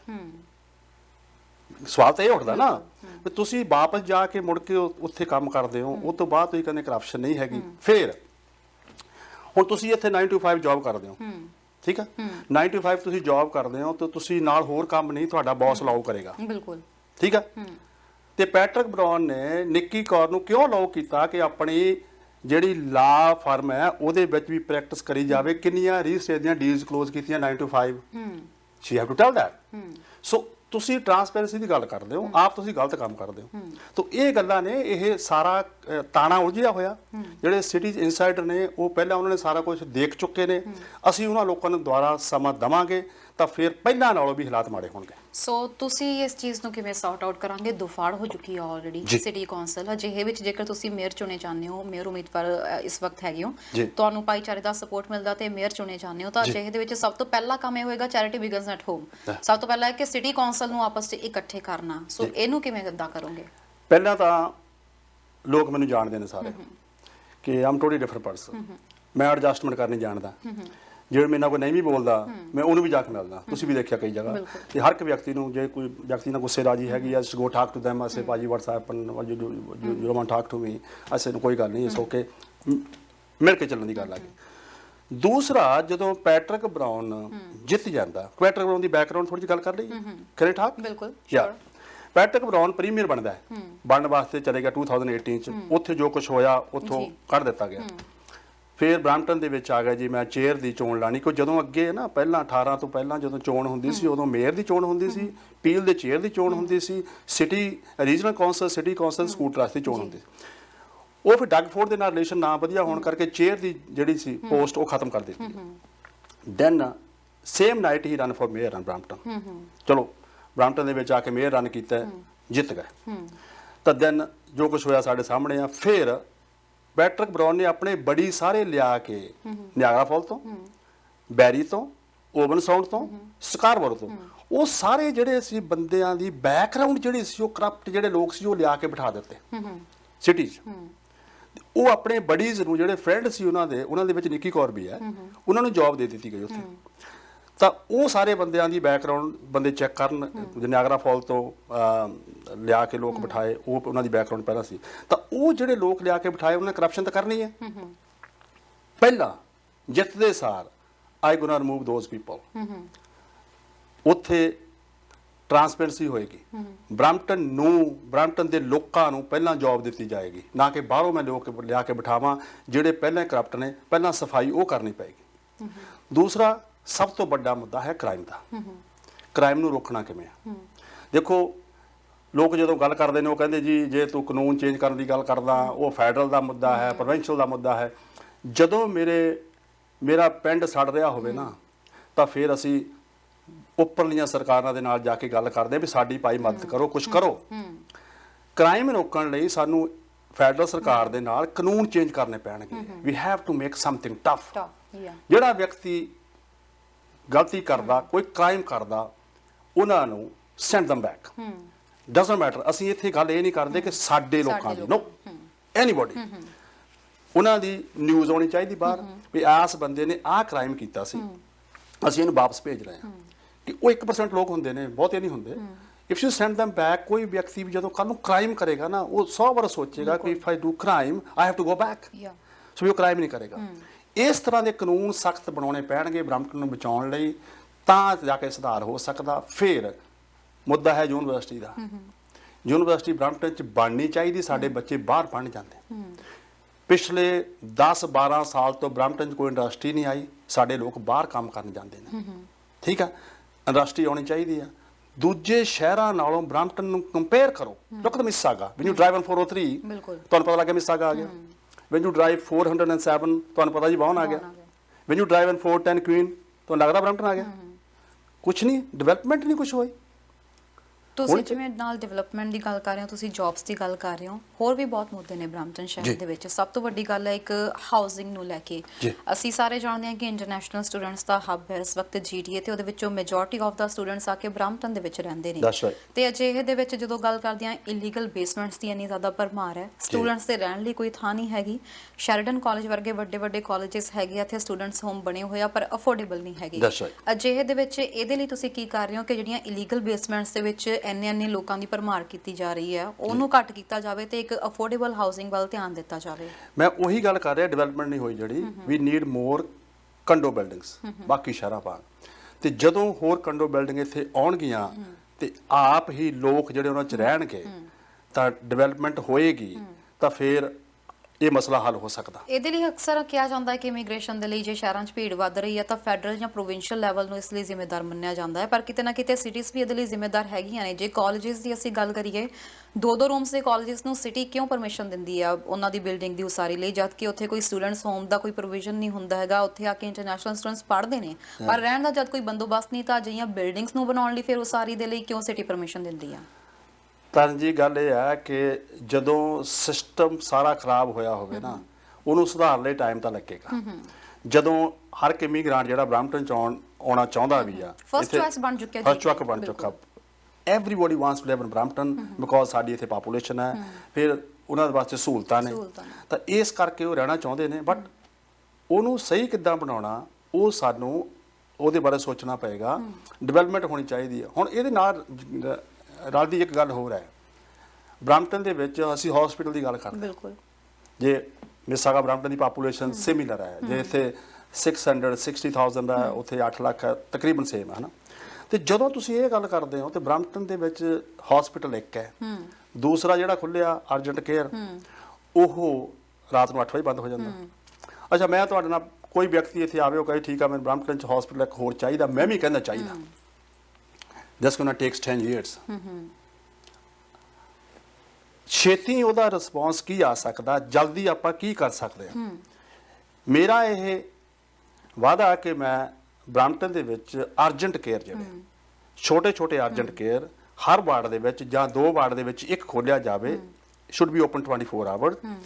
ਪ੍ਰੋਵਿੰਸ਼ੀਅਲ ਸਰਕਾਰ ਤੋਂ ਫੇਅਰ ਸ਼ੇਅਰ ਲੈ ਕੇ ਤਾਂ ਲੋਕਾਂ ਦੀ ਮਦਦ ਕੀਤੀ ਜਾਵੇ। ਹੁਣ ਤੁਸੀਂ ਐਮਰਜੈਂਸੀ ਜਾਓ, 75% ਲੋਕ ਐਮਰਜੈਂਸੀ ਹੈ ਹੀ ਨਹੀਂ ਉਹਨਾਂ ਨੂੰ, ਬਿਲਕੁਲ ਉਦਾਂ ਹੀ ਬੈਠੇ ਨੇ ਉਹ। ਤੇ ਉਹ ਜਿਹੜਾ ਉਹਨਾਂ ਦੀ ਜਿਹੜੀ ਟੇਕ ਕੇਅਰ ਹੈ ਉਹ ਅਰਜੈਂਟ ਕੇਅਰ ਦੇ ਵਿੱਚ ਹੋ ਸਕਦੀ ਆ, ਤਾਂ ਉੱਥੋਂ ਰਸ਼ ਘਟਾਇਆ ਜਾ ਸਕਦਾ। ਮੇਨ ਟਾਈਮ ਜਿੰਨਾ ਚਿਰ ਦੂਸਰਾ ਹਸਪੀਟਲ ਨਹੀਂ ਆਉਂਦਾ, ਇਹ ਮੈਂ ਕਰਨਾ ਚਾਹੁੰਦਾ। ਪਰ ਇਹਦੇ ਲਈ ਇਹੀ ਹੈ ਨਾ ਕਿ ਜਦ ਮੈਡੀਕਲ ਸਟਾਫ ਹੀ ਅਵੇਲੇਬਲ ਨਹੀਂ ਹੋਏਗਾ ਤਾਂ ਅਸੀਂ ਸਿਰਫ ਬਿਲਡਿੰਗਸ ਬਣਾ ਕੇ ਕੀ ਕਰਾਂਗੇ। ਇਸ ਵਕਤ ਜਿਵੇਂ ਦੇਖਿਆ ਪੈਂਡੈਮਿਕ ਤੋਂ ਲੈ ਕੇ ਹੁਣ ਤੱਕ ਇਹ ਚੀਜ਼ ਸਾਹਮਣੇ ਆਈ ਹੈ ਕਿ ਕੈਨੇਡਾ ਵਿੱਚ ਹਸਪੀਟਲਸ ਦੇ ਵਿੱਚ ਸਟਾਫ ਦੀ ਬੜੀ ਕਮੀ ਨਜ਼ਰ ਆ ਰਹੀ ਹੈ। ਨਰਸਿਸ ਹੋਣ, ਡਾਕਟਰਸ ਹੋਣ, ਅਜੇ ਤੱਕ ਇਹੀ ਅਫੋਰਡ ਨਹੀਂ ਹੋ ਪਾਏ ਹੈਗੇ। ਨਹੀਂ, ਉਹਦੇ ਵਿੱਚੋਂ ਦੇਖੋ ਕੀ ਹੈ ਕਿ ਬਹੁਤ ਸਾਰੇ ਜਿਹੜੇ ਡਾਕਟਰਸ ਨੇ ਉਹਨਾਂ ਨੂੰ ਦੂਸਰੇ ਮੁਲਕਾਂ ਤੋਂ, ਜਿਸ ਤਰ੍ਹਾਂ ਫੈਡਰਲ ਸਰਕਾਰ ਨੇ ਹੁਣ ਕਿਹਾ ਕਿ ਦੂਸਰੇ ਮੁਲਕਾਂ ਤੋਂ ਜਿਹੜੇ ਡਾਕਟਰ ਲੈ ਕੇ ਆਉਣੇ ਨੇ, ਐਕਸਪੀਰੀਅੰਸ ਡਾਕਟਰ ਨੇ ਜਿਹੜੇ, ਉਹਨਾਂ ਨੂੰ ਕੈਨੇਡਾ ਵਿੱਚ ਲਿਆਂਦਾ ਜਾਵੇ। ਉਹ ਜਦੋਂ ਉਹਨਾਂ ਲਈ ਓਪਨ ਕੀਤਾ ਜਾਏਗਾ, ਅੱਗੇ ਪਹਿਲਾਂ ਕੀ ਹੈ ਕਿ ਲਾਅਰ ਜਾਂ ਡਾਕਟਰ ਆਉਂਦੇ ਨੇ ਤਾਂ ਉਹਨਾਂ ਨੂੰ ਆ ਕੇ ਇੱਥੇ ਹੋਰ ਸਟੱਡੀ ਕਰਕੇ ਮੁੜ ਕੇ ਉਹਨਾਂ ਨੂੰ ਕਿੰਨੇ ਸਾਲ ਲੱਗਦੇ ਨੇ। ਕਿਉਂ ਨਹੀਂ ਕੁਇਕ ਜਿਹੜੇ ਕੋਈ ਡਾਕਟਰ ਜਿਹੜੇ ਨੇ ਆਲਰੇਡੀ ਐਕਸਪੀਰੀਅੰਸ ਨੇ, MD ਨੇ ਪਹਿਲਾਂ ਆਲਰੇਡੀ, ਉਹਨਾਂ ਲੋਕਾਂ ਨੂੰ ਕੈਨੇਡਾ ਲਿਆਂਦਾ ਜਾਵੇ। ਕਿ ਦੂਸਰੇ ਲੋਕਾਂ ਨੂੰ ਠੀਕ ਹੈ, ਹਰ ਇੱਕ ਬੰਦੇ ਨੂੰ ਆਉਣਾ ਚਾਹੀਦਾ, ਕੈਨੇਡਾ ਤਾਂ ਓਪਨ ਹੈ ਸਾਰਿਆਂ ਵਾਸਤੇ, ਤੇ ਮਸਲੇ ਦਾ ਹੱਲ ਤਾਂ ਕੱਢਣਾ ਪਏਗਾ ਨਾ। ਹੁਣ ਦੂਸਰੀ ਗੱਲ ਆ LRT ਜਿਹੜੀ ਮਿਸੀਸਾਗਾ ਤੋਂ LRT ਬ੍ਰੈਂਪਟਨ ਨੂੰ ਜਾਣੀ, ਠੀਕ ਹੈ, ਔਰ ਦੋਨਾਂ ਸ਼ਹਿਰਾਂ ਨੂੰ ਜੋੜਿਆ ਜਾਂਦਾ ਕਿਉਂਕਿ ਹਾਈਵੇ ਇੱਕ ਹੈ, ਫੋਰਟਨ, ਟ੍ਰੈਫਿਕ ਬਹੁਤ ਹੈ, ਟ੍ਰੈਫਿਕ ਨੂੰ ਕੰਟਰੋਲ ਕਰਨ ਵਾਸਤੇ। ਉਹ ਹੁਣ LRT ਬ੍ਰੈਂਪਟਨ ਚ ਨਹੀਂ ਆ ਰਹੀ, ਠੀਕ ਹੈ। ਇਹਨਾਂ ਦੇ ਰਿਲੇਸ਼ਨ ਦੀ ਗੱਲ ਕਰ ਲਓ, ਕੀ ਹੈ ਨਹੀਂ ਹੈ, ਬਟ ਉਹ LRT ਜਿਹੜੀ ਆ ਮੁੜ ਕੇ ਅਗਰ ਮੈਂ ਮੇਅਰ ਬਣਦਾ ਤਾਂ ਉਹ ਬ੍ਰੈਂਪਟਨ ਸੈਂਡਲਵੁੱਡ ਤੱਕ ਜਾਂ ਬਵੇੜ ਤੇ ਹੰਟਾਰੀਓ ਤੱਕ LRT ਦੁਬਾਰਾ ਸ਼ੁਰੂ ਕੀਤੀ ਜਾਏਗੀ ਬ੍ਰੈਂਪਟਨ ਦਾ ਟ੍ਰੈਫਿਕ ਕੰਟਰੋਲ ਕਰਨ ਵਾਸਤੇ। ਜ਼ਰੂਰੀ ਹੈ ਕਿਉਂਕਿ ਉਹਦੇ ਨਾਲ ਜੌਬਸ ਆਉਣਗੀਆਂ। ਜੇ ਬ੍ਰੈਂਪਟਨ ਵਿੱਚ ਡਿਵੈਲਪਮੈਂਟ ਹੁੰਦੀ ਹੈ, ਜੌਬਸ ਆਉਣਗੀਆਂ, ਲੋਕਾਂ ਨੂੰ ਕੰਮ ਮਿਲਣਗੇ, ਲੋਕ ਕ੍ਰਾਈਮ ਘੱਟ ਕਰਨਗੇ, ਸਾਰਾ ਕੁਝ ਜੁੜਿਆ ਹੋਇਆ। ਸੋ ਜਿਵੇਂ ਹੁਣ ਤੁਸੀਂ ਇਹਦੀ ਗੱਲ ਕਰ ਰਹੇ ਹੋ, ਟ੍ਰਾਂਸਿਟਸ ਦੀ ਗੱਲ ਕਰ ਲੈਂਦੇ ਆਪਾਂ ਨਾਲ ਦੇ ਨਾਲ। ਬ੍ਰੈਂਪਟਨ ਦੇ ਵਿੱਚ ਜੇ ਬੱਸਿਸ ਦੀ ਗੱਲ ਕੀਤੀ ਜਾਵੇ, according to the population basis service ਬਹੁਤ ਘੱਟ ਹੈ। ਤੁਸੀਂ ਦੇਖਦੇ ਹੋਵੋਗੇ ਹੁਣ ਕਾਰ 'ਚ ਜਾਂਦੇ ਹੋਏ ਸ਼ਾਮ ਨੂੰ ਦੇਖਦੇ ਹੋਵੋਗੇ ਬੱਸਾਂ ਬਿਲਕੁਲ ਪੰਜਾਬ ਰੋਡਵੇਜ਼ ਦੀਆਂ ਬੱਸਾਂ ਬੜੀਆਂ ਹੁੰਦੀਆਂ, ਓਵਰ ਕਰਾਊਡਡ ਬੱਸਿਸ ਨੇ। ਉਸ ਤੋਂ ਬਾਅਦ ਫ੍ਰੀਕੁਐਂਟ ਸਰਵਿਸ ਨਹੀਂ ਰਹੀ ਹੈਗੀ, ਬਹੁਤ ਜ਼ਿਆਦਾ ਵੇਟਿੰਗ ਪੀਰੀਅਡ ਵੱਧ ਚੁੱਕਿਆ ਵਾ।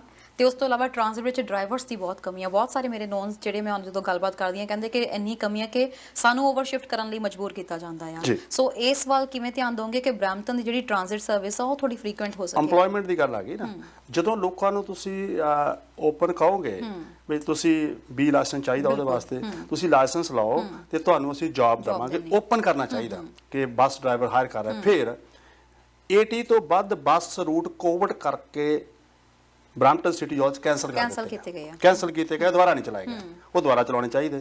ਫਿਰ LRT ਆਏਗੀ ਤਾਂ ਟ੍ਰੈਫਿਕ ਘਟੇਗਾ, ਬੱਸ ਸਰਵਿਸ ਦੁਬਾਰਾ ਸ਼ੁਰੂ ਹੋਏਗੀ, ਮਿਸੀਸਾਗਾ ਨੂੰ ਬ੍ਰੈਂਪਟਨ ਨਾਲ ਜੋੜਿਆ ਜਾ। ਹੁਣ ਤੁਸੀਂ ਮਿਸੀਸਾਗਾ ਦੇਖੋ, ਸਿੱਧਾ ਉਹਨੂੰ ਕਿਪਲਿੰਗ ਸਾਬੇ ਨਾਲ ਜੋੜ ਦਿੱਤਾ, ਜੇ ਕਿਉਂ ਨਹੀਂ ਬ੍ਰੈਂਪਟਨ ਨੂੰ ਵੀ ਉਹਦੇ ਨਾਲ ਜੋੜਿਆ ਜਾਵੇ? ਟ੍ਰੈਫਿਕ ਕੰਟਰੋਲ ਕਰਨ ਲਈ ਕੁਝ ਤਾਂ ਕਰਨਾ ਪਏਗਾ ਨਾ। ਜੇ ਡਿਜੀਟਲ ਬ੍ਰੈਂਪਟਨ ਨੂੰ ਬਣਾਉਣਾ ਤਾਂ ਕੰਮ ਤੁਹਾਨੂੰ ਕਰਨਾ ਪਏਗਾ, ਆਪਸ ਵਿੱਚ ਲੜਾਈਆਂ ਝਗੜੇ ਕਰਕੇ ਫਿਰ ਉਹ ਸਾਰੀ ਨਹੀਂ ਹੁੰਦੀ ਨਾ। ਟ੍ਰੈਫਿਕ ਦੀ ਤੁਸੀਂ ਗੱਲ ਕਰ ਰਹੇ ਹੋ, ਹਾਈਵੇ 413 ਤੇ ਤੁਹਾਡੇ ਕੀ ਵਿਊਜ਼ ਨੇ? ਦੇਖੋ ਹਾਈਵੇ 413 ਮੈਂ ਉਹਦੇ ਹੱਕ 'ਚ ਬਣਨਾ ਚਾਹੀਦਾ, ਉਹਦੇ ਤੇ ਸਾਰੀ ਨਹੀਂ ਹੋਈ। ਅੱਜ ਦੀ ਜਿਹੜੀ ਮੇਰੀ ਵੀਡੀਓ ਵੀ ਹੈ ਨਾ ਟਿਕਟੌਕ ਤੇ, ਯੂ ਕੈਨ ਸੀ ਦੈਟ ਆ ਟਾਕ ਅਬਾਊਟ ਹਾਈਵੇ 413 ਦੀ ਗੱਲ ਕੀਤੀ ਗਈ।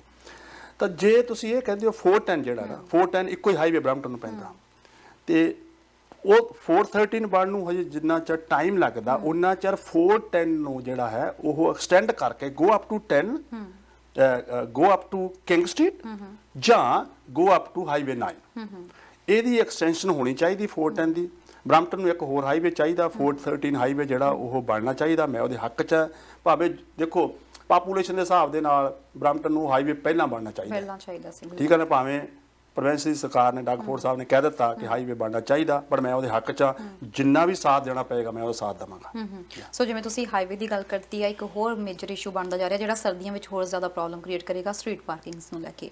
ਸੋ ਸਿਟੀ ਦਾ ਕੰਮ ਹੁੰਦਾ ਹੈ ਕਿ ਇਸ ਚੀਜ਼ ਵੱਲ ਧਿਆਨ ਦਿੱਤਾ ਜਾਵੇ, ਤੇ ਜਦੋਂ ਮੇਅਰ ਸਾਹਿਬ ਨਾਲ ਇਸ ਬਾਰੇ ਗੱਲਬਾਤ ਹੋਈ ਸੀ ਤਾਂ ਉਹ ਕਹਿੰਦੇ ਸਿਟੀ ਹੁਣ ਇੱਕ ਗਲੀ 'ਚ ਜਾ ਕੇ ਨਹੀਂ ਦੇਖ ਸਕਦੀ, ਪਰ ਅਸੀਂ ਸਟਿਕਟਾਂ ਸਿਰਫ ਜ਼ਰੂਰ ਦੇ ਸਕਦੇ ਹਾਂ ਜਿਸ ਚੀਜ਼ ਦੇ ਉੱਤੇ ਕੰਪਲੇਂਟ ਕੀਤੀ ਜਾਵੇ। ਪਰ ਗੱਲ ਇਹ ਹੈ ਕਿ ਸਿਟੀ ਇਹ ਜਿਹੇ ਪ੍ਰੋਜੈਕਟਸ ਪਾਸ ਹੀ ਕਿਉਂ ਕਰਦੀ ਹੈ ਜਿੱਥੇ ਇਨਫ ਪਾਰਕਿੰਗ ਸਪੇਸ ਨਾ ਹੋਵੇ। ਸੋ ਇਹਦੇ ਬਾਰੇ ਤੁਸੀਂ ਕੀ ਕਰੋਗੇ ਕਿ ਜਦੋਂ ਆਉਣ ਵਾਲੇ ਸਮੇਂ ਤੁਸੀਂ ਮੇਅਰ ਬਣਦੇ ਹੋ ਇਹਨਾਂ ਚੀਜ਼ਾਂ ਵੱਲ ਕਿੰਨਾ ਧਿਆਨ ਦੋਗੇ? ਦੇਖੋ ਡਿਵੈਲਪਮੈਂਟ ਜਿਹੜੀ ਹੈ ਨਾ ਉਹ ਪਹਿਲਾਂ ਸਾਰੀ ਗਲਤ ਹੋਈ ਆ। ਬ੍ਰੈਂਪਟਨ ਦੇ ਵਿੱਚ ਵੱਡੇ ਵੱਡੇ ਘਰ ਬਣਾਤੇ, 3 ਕਾਰਾਂ ਜਾਂ 4 ਕਾਰਾਂ ਜਾਂ 2 ਕਾਰਾਂ ਦੀ ਪਾਰਕਿੰਗ ਹੈ। ਹੁਣ ਕੰਟਰੀ ਸਾਈਡ ਗੋ ਰੋਡ ਤੇ ਤੁਸੀਂ ਚੱਲ ਜਾਓ, 6000 ਸਕੁਅਰ ਫੀਟ ਹਾਊਸ ਦੇ ਓਨਲੀ 2 ਪਾਰਕਿੰਗ, ਬਿਲਕੁਲ ਰਾਈਟ। ਤਾਂ ਉਹਦਾ ਅਲਟਰਨੇਟਿਵ ਇਹ ਹੈ ਕਿ ਜਿਸ ਸਬ ਡਿਵੀਜ਼ਨ ਦੇ ਲਾਗੇ ਪ੍ਰੋਬਲਮ ਹੈ ਉੱਥੇ ਕੋਈ ਜਗ੍ਹਾ ਥੋੜੀ ਬਹੁਤੀ ਹੋ ਸਕਦੀ ਹੈ, ਉੱਥੇ ਪਬਲਿਕ ਪਾਰਕਿੰਗ ਬਣਾਈ ਜਾ ਸਕਦੀ ਹੈ। ਲੋਕਾਂ ਨੂੰ ਇਹ ਕਿਹਾ ਜਾ ਸਕਦਾ ਵੀ ਤੁਸੀਂ ਮੰਥਲੀ ਪਾਸ ਲਓ, ਨਹੀਂ ਤਾਂ ਉੱਥੇ ਫ੍ਰੀ ਪਾਰਕਿੰਗ ਲੋਕਾਂ ਨੂੰ ਦੇਣੀ ਚਾਹੀਦੀ ਆ। ਇਹਦੇ ਮਸਲੇ ਦਾ ਹੱਲ ਇਹ ਆ ਕਿ ਮੈਨੂੰ ਬਹੁਤ ਲੋਕਾਂ ਦੇ ਕਿਸਾਨ ਆਏ ਨੇ। ਫਿਰ ਦੂਸਰੀ ਗੱਲ ਤਰਨ ਜੀ, ਤੇ ਮੈਂ ਇੱਕ ਆਮ ਵਿਅਕਤੀ ਹਾਂ, ਮੈਂ ਲੋਕਾਂ ਦੇ ਨਾਲ ਕੰਸਰਨ ਲੋਕਾਂ ਦੇ ਲੈ ਕੇ ਕੰਮ ਕਰਾਂਗਾ ਕਿ ਜਿਹੜੇ ਲੋਕਾਂ ਦੇ ਕੰਸਰਨ ਨੇ ਆਈ ਗੋਇੰ ਲਿਸਨ ਟੂ ਐਵਰੀਵਨ। ਜੇ ਬ੍ਰੈਂਪਟਨ ਨੂੰ ਵਧੀਆ ਬਣਾਉਣਾ ਨਾ, ਜੇ ਕਹੇ ਇਕੱਲਾ ਬੌਬ ਬਣਾ ਦਊਗਾ ਉਹ ਨਹੀਂ ਬਣਾ ਸਕਦਾ, ਲੋਕਾਂ ਦੇ ਨਾਲ ਰਲ ਕੇ ਕੰਮ ਕਰਨਾ ਪਏਗਾ। ਜੇ ਤੁਸੀਂ ਲੋਕਾਂ ਨੂੰ ਸੁਣੋਗੇ, ਜੇ ਲੋਕਾਂ ਦੇ ਮਸਲੇ ਨਹੀਂ ਹੱਲ ਕਰਨੇ, ਮੈਂ ਕੌਂਸਲ ਦੇ ਨਾਲ ਲੜੀ ਜਾਵਾਂ, ਮੈਂ ਲੋਕਾਂ ਦੇ ਕੰਮ ਹੋਣੇ ਨਹੀਂ, ਫਿਰ ਫਾਇਦਾ ਕੀ ਹੋਇਆ? ਫਿਰ ਉਹਨਾਂ ਵਿੱਚ ਤਾਂ ਮੇਰੇ 'ਚ ਫਰਕ ਹੋਈ ਨਹੀਂ। ਇੱਕ ਚੀਜ਼ ਨੂੰ ਤਾਂ ਹਜੇ ਤੱਕ ਬ੍ਰੈਂਪਟਨ ਵਾਸੀ ਥੋੜਾ ਰਾਹਤ ਮਹਿਸੂਸ ਕਰ ਰਿਹਾ ਕਿ ਪ੍ਰਾਪਰਟੀ ਟੈਕਸ ਅਜੇ ਫ੍ਰੀ ਸੀਗੇ। ਸੋ ਜੇ ਬੌਬ ਦੋਸਾਂਝ ਆਉਂਦੇ ਆ, ਪ੍ਰਾਪਰਟੀ ਟੈਕਸ ਤਾਂ ਨਹੀਂ ਕਿਤੇ ਰਾਕੇਟ ਦੇ ਵਾਂਗੂ ਉੱਪਰ ਚੱਲ ਜਾਣਗੇ। ਪ੍ਰਾਪਰਟੀ ਟੈਕਸ ਅਗਲੇ 4 ਸਾਲ ਬਿਲਕੁਲ ਫ੍ਰੀਜ਼ ਰਹੇਗਾ, ਯੂ ਨਾ ਟੱਚ ਐਨੀਥਿੰਗ। ਜਿਹੜੇ ਦੇਖੋ ਜੀ ਕਰਪਸ਼ਨ ਬੰਦ ਹੋ ਜਾਏ ਨਾ, ਤੁਹਾਡੇ ਸ਼ਹਿਰ ਦੀ ਉਸਾਰੀ ਆਪਣੇ ਆਪ ਸ਼ੁਰੂ ਹੋ ਜਾਣੀ। ਜਿਹੜੇ ਦੇਖੋ ਮੈਂ ਉਹੀ ਗੱਲ ਮੁੜ ਕੇ ਕਰਦਾ ਕਿ ਮੈਨੂੰ ਕਿਸੇ ਚੀਜ਼ ਦਾ ਕੋਈ ਲਾਲਚ ਨਹੀਂ ਹੈ। ਫਾਈਨੈਂਸ਼ੀਅਲੀ ਮੈਂ ਠੀਕ ਆ, ਮੇਰੇ ਬੱਚੇ ਠੀਕ ਆ, ਮੈਂ ਕਿਸੇ ਲਾਲਚ ਲਈ ਨਹੀਂ ਆਇਆ। ਨਾ ਤਾਂ ਮੈਨੂੰ ਕਿਸੇ ਨੇ ਕਿਹਾ, ਪਰ ਲੋਕ ਕਹਿੰਦੇ ਨੇ ਜੀ ਚਲੋ ਮੈਂ ਗੱਲ ਕਰ ਹੀ ਦਿੰਦਾ ਕਿ ਬੌਬ ਨੂੰ ਪੈਟਰਿਕ ਬਰਾਊਨ ਲੈ ਕੇ ਆਇਆ ਕਿ ਲੋਕਾਂ ਦੀ ਵੋਟ ਡਿਵਾਈਡ ਹੋਏਗੀ। ਉਹ ਤਾਂ ਸੀ ਜੇ ਮੈਂ ਪਹਿਲਾਂ ਵਿਅਕਤੀ 2-3 ਹੋਰ ਖੜੇ ਹੁੰਦੇ ਉਹਨਾਂ ਤੋਂ ਬਾਅਦ ਚ ਆਇਆ। ਆਮ ਦਾ ਫਸਟ ਗਾਏ ਹੂ ਅਪਲਾਈਡ ਹੈ।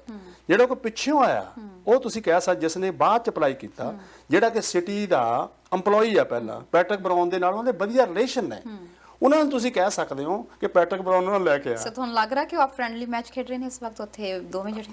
Could B, you never know. ਦੇਖੋ ਜੇ ਸਿਟੀ ਦੇ ਵਿੱਚ ਕੋਈ ਵਿਅਕਤੀ ਜੌਬ ਕਰਦਾ, ਉਹ ਵਿਅਕਤੀ ਮੇਰੇ ਤੋਂ ਬਾਅਦ ਆਉਂਦਾ ਤਾਂ ਫਿਰ ਤੋਂ ਲੱਗਦਾ ਜੇ ਮੈਂ ਬਾਅਦ ਚ ਆਇਆ ਸੀ, ਹੋ ਸਕਦਾ ਮੈਂ ਬਾਅਦ ਚ ਨਾ ਵੀ ਆਉਂਦਾ। ਅੱਛਾ, ਬਹੁਤ ਸਾਰੇ ਲੋਕਾਂ ਨੇ ਮੈਨੂੰ ਕਿਹਾ ਸੀ, ਮੈਂ ਕਿਹਾ ਵੀ ਦੇਖੋ ਇਹ ਗੱਲ ਕੀਤੀ ਕਿ ਮੈਂ ਵੈਸੇ ਤੁਹਾਨੂੰ ਸਿੱਧੀ ਗੱਲ ਦੱਸਦਾ ਕਿ ਪਿਛਲੇ 4 ਸਾਲਾਂ ਤੋਂ ਮੇਰੇ ਪੈਟਰਿਕ ਬਰਾਊਨ ਦੇ ਨਾਲ ਇੰਨੇ ਵਧੀਆ ਕੋਈ ਗੱਲਬਾਤ ਬੈਠ ਕੇ ਨਹੀਂ ਹੋਈ, ਕਦੀ ਵੀ ਨਹੀਂ, ਹੈ ਨਾ।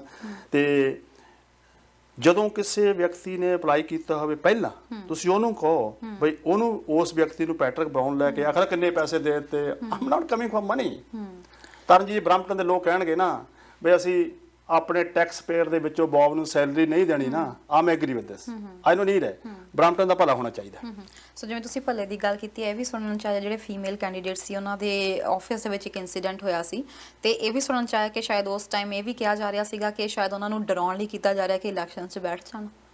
ਹੁਣ ਤੁਸੀਂ ਨਾਲ ਵੀਡੀਓ ਮੇਰੇ ਵਾਲੀ ਪਲੇ ਕਰ ਦਿਓ, ਹੈ ਨਾ। ਇਹ 19 ਅਗਸਤ ਨੂੰ 2 ਵਜੇ ਮੇਰਾ ਐਕਸੀਡੈਂਟ ਹੁੰਦਾ, ਜਿਸ ਟਾਈਮ ਤੇ ਡੈਡਲਾਈਨ ਸੀ। ਤੇ ਕਿਉਂ 에ਅਰਪੋਰਟ ਤੇ ਐਕਸੀਡੈਂਟ ਹੋਇਆ ਤੇ ਪੈਟਰੋ ਕੈਨੇਡਾ ਜੋ ਇੱਕ ਵਿਅਕਤੀ ਨਿਕਲਿਆ ਔਰ ਮੈਨੂੰ ਆ ਕੇ ਹਿੱਟ ਕਰਤਾ। ਮੈਨੂੰ ਵੀ ਇਹੀ ਸੀ ਕਿ ਬੌਬ ਦੋਸਾਂਝ ਵੀ ਕਹਿਣਗੇ ਵੀ ਸ਼ਾਇਦ ਮੇਰੇ ਲਈ ਕੀਤਾ ਗਿਆ ਅੱਛਾ, ਹੁਣ ਮੈਨੂੰ ਗੈਸ ਸਟੇਸ਼ਨ ਜਦੋਂ ਵਿਅਕਤੀ ਨਿਕਲ ਕੇ ਆ, ਤੁਸੀਂ ਸਕਰੀਨ ਤੇ ਨਾਲ ਦੇਖ ਸਕਦੇ ਆ, ਤੇ ਜਦੋਂ ਉਹ ਵਿਅਕਤੀ ਨੇ ਮੈਨੂੰ ਹਿੱਟ ਕੀਤਾ ਤੇ ਮੈਂ ਆ ਕੇ ਕਹਿਦਾ ਕਿ ਮੈਨੂੰ ਟਾਰਗੇਟ ਕੀਤਾ ਗਿਆ, ਮੈਨੂੰ ਮਾਰਨ ਦੀ ਕੋਸ਼ਿਸ਼ ਕੀਤੀ ਗਈ, ਮੈਨੂੰ ਬਹੁਤ ਸਾਰੇ ਲੋਕ ਕਹਿੰਦੇ ਸੀ ਐਪਲੀਕੇਸ਼ਨ ਵਾਪਸ ਲੈ ਲਾ, ਇਸ ਕਰਕੇ ਕੀਤਾ ਗਿਆ। ਇਹ ਗਲਤ ਹੈ। ਜਦੋਂ ਟੋਰਾਂਟੋ ਸਟਾਰ ਤੇ ਪੀਲ ਪੁਲਿਸ ਨੇ ਕਹਿ ਦਿੱਤਾ ਕਿ ਉਹ ਐਕਸੀਡੈਂਟ ਸੀ, ਕਿ ਤੁਸੀਂ ਰੋਜ਼ ਖਬਰਾਂ ਸੁਣਦੇ ਹੋ ਕਿੰਨੇ ਸਟੋਰਾਂ ਦੇ ਅੰਦਰ ਲੋਕ ਬ੍ਰੇਕ ਦੀ ਜਗ੍ਹਾ ਤੇ ਐਕਸੀਡੈਂਟ ਤੇ ਪੈਰ ਰੱਖਦੇ ਤਾਂ ਕਾਰ ਸਟੋਰ ਦੇ ਅੰਦਰ ਚਲੀ ਜਾਂਦੀ ਹੈ, ਕਿੰਨੇ ਹਾਦਸੇ ਵਾਪਰੇ ਨੇ।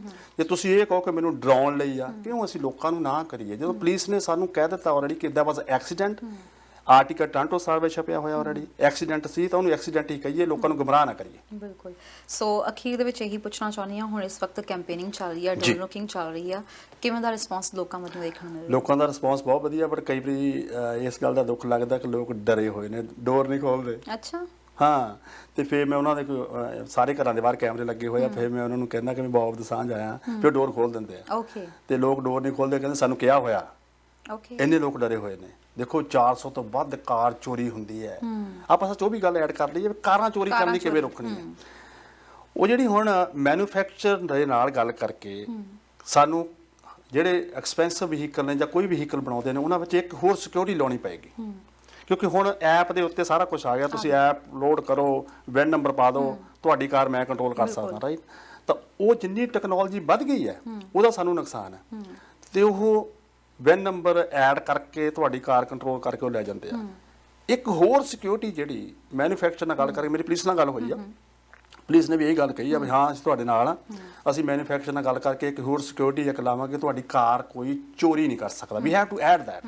ਇਹ ਕਾਰਾਂ ਜਿਹੜੀਆਂ ਇੰਨੀਆਂ ਚੋਰੀ ਹੁੰਦੀਆਂ ਨੇ, ਇਹਨਾਂ ਦੇ ਪਿੱਛੇ ਕਿਹੜੇ ਲੋਕ ਨੇ?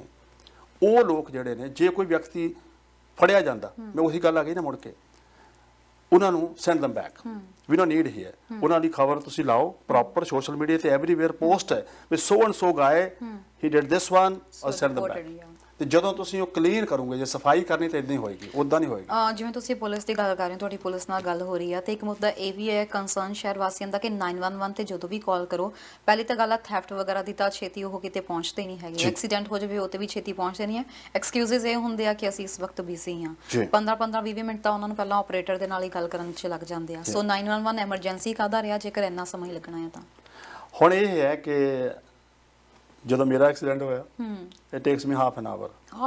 ਤਾਂ ਮੈਂ ਤਾਂ ਗੱਲ ਨਹੀਂ ਕਰ ਸਕਦਾ, ਮੈਂ ਜ਼ਿਆਦਾ ਸੀਰੀਅਸ ਜਿਹਾ ਹੋ ਗਿਆ ਸੀ, ਕਿਉਂਕਿ ਸਾਰੇ ਤੁਹਾਨੂੰ ਪਤਾ ਕਿ ਐਸਕਲੇਟ ਵੱਡਾ ਟਰੱਕ ਹੈ, ਰਾਈਟ ਆਫ ਹੋ ਗਿਆ, ਰਾਈਟ? ਤੇ ਜਦੋਂ ਉਹ ਦੇਖਿਆ ਬਈ ਆਹ ਹਾਲ ਹੈ, ਤਾਂ ਫਿਰ ਹੁਣ ਇੱਕ ਇਹਦੇ ਬਾਰੇ ਵੀ ਆਪਾਂ ਨੂੰ ਗੱਲ ਕਰਨੀ ਪਏਗੀ। ਆਪਾਂ ਪੁਲਿਸ ਨਾਲ ਬੈਠ ਕੇ ਗੱਲ ਕਰਾਂਗੇ ਕਿ ਜੇ ਕਿਸੇ ਨੂੰ ਐਮਰਜੈਂਸੀ ਹੈ ਫਿਰ ਹੀ 911 ਘਮਾਇਆ ਜਾਵੇ, ਤੇ ਜੇ ਐਮਰਜੈਂਸੀ ਨਹੀਂ ਹੈ ਤਾਂ ਫਿਰ ਨਾ ਕੀਤਾ ਜਾਵੇ ਐਮਰਜੈਂਸੀ। ਉਹੀ ਹੈ ਅਰਜੈਂਟ ਕੇਅਰ ਵਾਲੀ ਗੱਲ ਜਿਹੜੀ ਕੀਤੀ ਸੀ ਵੀ ਜੇ ਥੋੜੀ ਬਾਲੀ ਕਿਸੇ ਨੂੰ ਪ੍ਰੋਬਲਮ ਆ ਨਾ, don't go to emergency, don't go 911, ਹੈ ਨਾ? ਤੇ ਉਹ ਫਿਰ ਗੱਲ ਕਰਕੇ ਇਹ ਮਸਲੇ ਦਾ ਹੱਲ ਕੀਤਾ ਕਿ ਪਾਪੂਲੇਸ਼ਨ ਵੱਧ ਗਈ, ਇੱਕ ਆਪਾਂ ਨੂੰ ਪੁਲਿਸ ਸਟੇਸ਼ਨ ਹੋਰ ਚਾਹੀਦੇ ਨੇ, ਦੂਸਰੇ ਜਿੰਨੇ ਵੀ ਵਾਰਡਸ ਨੇ, ਬਰੈਂਪਟਨ ਦੇ ਵਿੱਚ ਹੁਣ 2 ਪੁਲਿਸ ਸਟੇਸ਼ਨ ਨੇ, ਠੀਕ ਹੈ ਨਾ? ਜੇ ਸਾਨੂੰ ਵੱਡੇ ਪੁਲਿਸ ਹੋਰ ਵਾਰਡ 9 10 ਐਂਡ ਬਰੈਂਪਟਨ ਨਾਰਥ ਦੇ ਵਿੱਚ 2 ਪੁਲਿਸ ਸਟੇਸ਼ਨ ਹੋਰ ਖੁੱਲ੍ਹਦੇ ਨੇ, ਪੁਲਿਸ ਆਉਣ ਨੂੰ ਕਿੰਨਾ ਟਾਈਮ ਲੱਗਦਾ? ਤੇ ਸਾਨੂੰ ਕ੍ਰਾਈਮ ਨੂੰ ਕੰਟਰੋਲ ਕਰਨ ਲਈ ਪੁਲਿਸ ਦਾ ਸਾਥ ਦੇਣਾ ਪਏਗਾ, ਉਹਨਾਂ ਨਾਲ ਬੈਠ ਕੇ ਗੱਲ ਕਰਨੀ ਪਏਗੀ, ਲੋਕਾਂ ਨੂੰ ਸੱਦਿਆ ਜਾਏਗਾ, ਚੀਫ ਦੇ ਨਾਲ ਗੱਲ ਕਰਨ, ਵਾਟਸ ਦਾ ਪ੍ਰੋਬਲਮ, ਅਸੀਂ ਪ੍ਰੋਬਲਮ ਨੂੰ ਕਿੱਦਾਂ ਹੱਲ ਕਰ ਸਕਦੇ ਹਾਂ, ਬਰੈਂਪਟਨ ਨੂੰ ਦੁਬਾਰਾ ਫਿਰ ਕਿੱਦਾਂ ਵਧੀਆ ਸ਼ਹਿਰ ਬਣਾ ਸਕਦੇ ਹਾਂ। ਸੋ ਤੁਸੀਂ ਸਪੋਰਟਸ ਦੇ ਬਾਰੇ ਨਹੀਂ ਕੋਈ ਗੱਲਬਾਤ ਕੀਤੀ? ਸਪੋਰਟਸ ਨੂੰ ਜ਼ਿਆਦਾ ਪਸੰਦ ਨਹੀਂ ਕਰਦੇ ਹੈਗੇ? ਕੋਈ ਗਰਾਊਂਡਸ ਨੂੰ ਰੀਕ੍ਰੀਏਸ਼ਨ ਸੈਂਟਰਸ ਦੇ ਲਈ ਜਾਂ ਕੁਝ ਇਹਦੇ ਬਾਰੇ ਕੋਈ ਹੈ ਤੁਹਾਡੇ ਏਜੰਡਾ ਦੇ ਵਿੱਚ? ਉਹ ਮੈਨੂੰ ਜੀ ਕੰਸਰਨ ਆਇਆ ਉਹਦਾ ਕਿ ਜਿੱਦਾਂ ਹੁਣ let's say Mississauga road steel ਦੇ ਕੋਲ ਲੋਕ ਜਿਹੜੇ ਵੱਸਦੇ ਨੇ ਨਾ, ਉਹਨਾਂ ਨੂੰ ਕੈਸੀ ਕੈਂਬਲ ਜਾਣਾ ਪੈਂਦਾ, ਉੱਥੇ ਇੱਕ ਸਿਮਿਲਰ ਰਿਕ੍ਰੀਏਸ਼ਨ ਸੈਂਟਰ ਚਾਹੀਦਾ। ਤੇ ਦੂਸਰਾ ਜਿਹੜਾ ਕੀ ਕਿਹਾ ਕਿ ਜਿਹੜੇ ਸੌਕਰ ਗਰਾਊਂਡ ਨੇ ਨਾ, ਉਹਨਾਂ ਦੀ ਬੜੀ ਸ਼ਾਰਟੇਜ ਹੈ, ਤੇ ਉਸ ਮਸਲੇ ਦੇ ਉੱਤੇ ਵੀ ਮੈਂ ਸੌਕਰ ਦੇ ਜਿੰਨੀਆਂ ਸਪੋਰਟਸ ਕਲੱਬ ਨੇ ਉਹਨਾਂ ਦੇ ਨਾਲ ਗੱਲਬਾਤ ਕੀਤੀ ਆ, ਤੇ ਜਿਹੜੇ ਬੱਚਿਆਂ ਨੂੰ ਆ ਜਿਹੜੇ ਉਹਨਾਂ ਨੂੰ ਨਾਲ ਅਸੀਂ ਲਾ ਕੇ ਤਾਂ ਨਵੀਆਂ ਜਿਹੜੀਆਂ ਗਰਾਊਂਡਸ ਹੋਰ ਬਣਾਈਆਂ ਜਾਣਗੀਆਂ ਤਾਂ ਕਿ ਜਿਹੜੇ ਬੱਚੇ ਸਾਡੇ ਆ ਉਹ ਉੱਥੇ ਖੇਡ ਸਕਣ। ਕਿਉਂਕਿ ਜ਼ਰੂਰੀ ਹੈ ਕਿ ਜੇ ਅਸੀਂ ਆਪਣੇ ਪਰਿਵਾਰ ਦੇ ਬੱਚੇ ਜਿਹੜੇ ਨੇ ਉਹਨਾਂ ਨੂੰ ਅੱਗੇ ਨਹੀਂ ਲਾਵਾਂਗੇ, ਬੱਚੇ ਲੱਗਣਗੇ ਨਾਲ ਸਾਡੇ ਸਪੋਰਟਸ ਵੱਲ ਆਉਣਗੇ, ਤਾਂ ਫਿਰ ਉਹ ਜਿਹੜੇ ਆ ਨਸ਼ੇ ਤੋਂ ਬਚਣਗੇ, ਕ੍ਰਾਈਮ ਤੋਂ ਬਚਣਗੇ।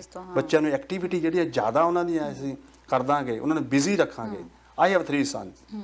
ਜੇ ਕਿਸੇ ਹੋਰ ਦੀ ਮੈਂ ਗੱਲ ਕਰਦਾ, ਹਰ ਇੱਕ ਦੇ ਪ੍ਰੋਬਲਮ ਆਈਆਂ, ਅਸੀਂ ਆਪਣੇ ਬੱਚੇ ਗਰੋ ਕੀਤੇ ਆ ਤੇ ਸਾਨੂੰ ਪਤਾ ਕਿਹੜੀਆਂ ਪ੍ਰੋਬਲਮ ਆਉਂਦੀਆਂ ਨੇ। ਤਾਂ ਉਹ ਪ੍ਰੋਬਲਮ ਨੂੰ ਦੇਖਦੇ ਹੋਏ ਹੀ ਮੈਂ ਸਾਰਾ ਕੁਝ ਇਸ ਕਰਕੇ ਆਇਆ ਕਿ ਆਪਾਂ ਮਸਲੇ ਨੂੰ ਹੱਲ ਕਰੀਏ ਰਲ ਕੇ, ਆਪਣੇ ਸ਼ਹਿਰ ਨੂੰ ਵਧੀਆ ਬਣਾਈਏ। 24 ਤਰੀਕ ਨੂੰ ਵੋਟਾਂ ਨੇ, ਹਾਲਾਂਕਿ ਹਜੇ ਤੱਕ ਇਹ ਹੈ ਕਿ ਹਜੇ ਤੱਕ ਤਾਂ ਡੇਟ ਹੀ ਫਿਕਸ ਹੈਗੀ ਹੈ, ਜੇ ਚੇਂਜ ਨਹੀਂ ਹੁੰਦੀ ਹੈਗੀ। ਸੋ 24 ਤਰੀਕ ਨੂੰ ਵੋਟਾਂ ਨੇ, ਦੀਵਾਲੀ ਦਾ ਦਿਨ ਹੈ। ਅਖੀਰ 'ਚ ਜਿਹੜੇ ਦਰਸ਼ਕ ਇਸ ਵਕਤ ਤੁਹਾਨੂੰ ਦੇਖ ਰਹੇ ਨੇ, ਕੀ ਕਹਿਣਾ ਚਾਹੋਗੇ ਉਹਨਾਂ ਨੂੰ? ਦੇਖੋ, ਮੈਂ ਇਹ ਕਹਿਣਾ ਚਾਹੁੰਦਾ ਕਿ ਆਪਣੇ ਵਾਸਤੇ ਬਹੁਤ ਵੱਡੀ ਇੱਕ ਇਮਤਿਹਾਨ ਦੀ ਘੜੀ ਹੈ। ਜਦੋਂ ਪ੍ਰੋਵਿੰਸ਼ੀਅਲ ਚੋਣਾਂ ਹੁੰਦੀਆਂ ਤੇ ਫੈਡਰਲ ਹੁੰਦੀਆਂ ਨੇ ਤੇ ਅਸੀਂ ਉਹਦੇ ਵਿੱਚ ਵੱਧ ਚੜ ਕੇ ਹਿੱਸਾ ਲੈਂਦੇ ਹਾਂ, ਪਰ ਸਾਡਾ ਜ਼ਿਆਦਾ ਵਾਹ ਵਾਸਤਾ ਸਿਟੀ ਦੇ ਨਾਲ ਪੈਂਦਾ ਹੈ। ਸਿਟੀ ਦੇ ਵਿੱਚ ਸਾਡੇ ਜ਼ਿਆਦਾ ਕੰਮਕਾਰ ਨੇ, ਹਰ ਵੇਲੇ ਸਾਨੂੰ ਸਿਟੀ ਦੀ ਲੋੜ ਹੈ, ਅਸੀਂ ਇੱਧਰ ਘੱਟ ਧਿਆਨ ਦਿੰਦੇ ਹਾਂ। ਭਾਵੇਂ 24 ਤਰੀਕ ਨੂੰ ਦੀਵਾਲੀ ਹੈ, ਪਰ ਉਸ ਤੋਂ ਪਹਿਲਾਂ ਸਾਨੂੰ 5 ਦਿਨ ਮਿਲੇ ਨੇ ਐਡਵਾਂਸ ਪੋਲਿੰਗ ਲਈ, 7, 8, 9, 14 ਤੇ 15। ਕੋਸ਼ਿਸ਼ ਕਰੋ ਕਿ ਵੱਧ ਤੋਂ ਵੱਧ ਤੁਸੀਂ ਐਡਵਾਂਸ ਪੋਲਿੰਗ ਵਿੱਚ ਹਿੱਸਾ ਲਓ। ਫੈਸਲਾ ਤੁਸੀਂ ਕਰਨਾ, ਉਮੀਦਵਾਰ ਤੁਸੀਂ ਦੇਖਣੇ ਨੇ, ਫੈਸਲਾ ਤੁਹਾਡੇ ਹੱਥ ਵਸ ਹੈ। ਚੰਗਾ ਮਾੜਾ ਤੁਸੀਂ ਦੇਖਣਾ, ਆਪਣੇ ਸ਼ਹਿਰ ਦਾ ਭਵਿੱਖ, ਤੇ ਤੁਸੀਂ ਆਪਣੀ ਵੋਟ ਪਾਉਣ ਜ਼ਰੂਰ ਜਾਓ। 24 ਤਰੀਕ ਨੂੰ ਦੀਵਾਲੀ ਹੈ, ਸਵੇਰੇ ਫਿਰ ਜਾ ਕੇ ਤੁਸੀਂ ਵੋਟ ਪਾਓ ਤੇ ਕੋਸ਼ਿਸ਼ ਕਰੋ ਕਿ ਵੋਟ ਪਾਉਣ ਜ਼ਰੂਰ ਨਿਕਲੋ। ਤੇ ਜੇ ਤੁਸੀਂ, ਕੁਝ ਲੋਕ ਕਹਿੰਦੇ ਨੇ ਸਾਡੀ ਵੋਟ ਨਾਲ ਕੀ ਹੋਣਾ, ਨੋ, ਐਵਰੀਥਿੰਗ ਕਾਊਂਟਸ, ਤਾਂ ਵੋਟ ਪਾਉਣ ਜ਼ਰੂਰ ਨਿਕਲੋ। ਸਾਡੇ ਕੋਈ ਚੰਗੀ ਗੱਲ ਹੈ ਕਿ ਸਾਡੇ ਕੋਲ ਐਡਵਾਂਸ ਪੋਲਿੰਗ ਵਾਸਤੇ 5 ਦਿਨ ਨੇ। ਬਿਲਕੁਲ, ਤੇ ਤੁਸੀਂ ਉਹਨਾਂ ਵਿੱਚ ਜਾ ਕੇ ਆਪਣੀ ਵੋਟ ਪਾਓ। ਉਮੀਦਵਾਰ ਕਿਹਨੂੰ ਤੁਸੀਂ ਵੋਟ ਪਾਉਣੀ ਹੈ, ਉਹ ਫੈਸਲਾ ਤੁਹਾਡੇ ਵੱਸ ਹੈ। ਤੁਸੀਂ ਆਪ ਦੇਖੋ ਕਿ ਅਸੀਂ ਕਿਹੜਾ ਵਿਅਕਤੀ ਸਾਡੇ ਸ਼ਹਿਰ ਨੂੰ ਵਧੀਆ ਬਣਾ ਸਕਦਾ।